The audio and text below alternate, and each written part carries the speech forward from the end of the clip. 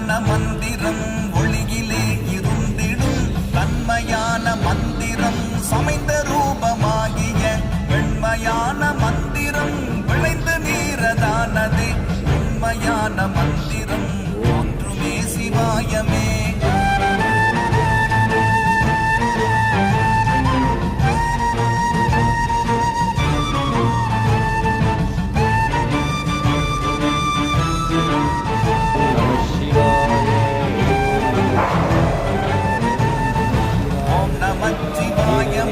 உணர்ந்து நீ உணர்ந்த பின் ஓம் நமச்சிவாய